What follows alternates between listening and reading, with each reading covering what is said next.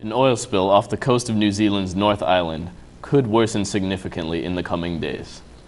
A large crack has been spotted in the side of the damaged container ship Rena, which has been leaking oil since last Wednesday. There are now fears the ship could break up, spilling hundreds more tons of oil into the already toxic water.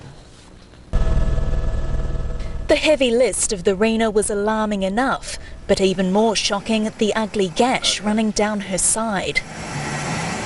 The ship won't be salvaged as a ship now because it's going to be in two pieces very, very soon. Given what I've just seen now from your footage, that's not if, it's only when. We're hopeful that the weather's going to ease tomorrow. If it eases, she may hang together. But if we get another good blow, it's just like you grab a piece of metal, a piece of aluminium, and you start bending it backwards and forwards. You bend it backwards and forwards long enough and it'll break. The front of the ship is wedged into Astrolabe Reef, her back hanging over much deeper water. Swells up to 5 metres, lifting and dropping the vessel over and over, sending it to breaking point.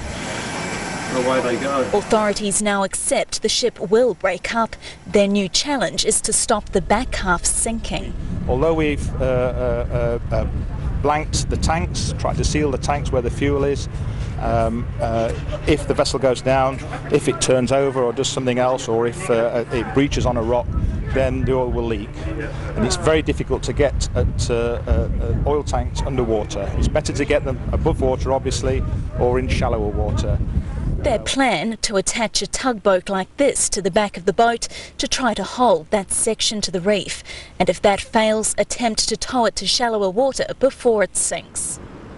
The Prime Minister's pledged the government's commitment to restoring these oil-spattered beaches to their former glory. We'll be undertaking to ensure that beaches and the marine environment is restored to the condition it was prior to the Rena jamming itself on the Astrolabe Reef. His first stop was the tiny town of Makatu, where locals are frustrated.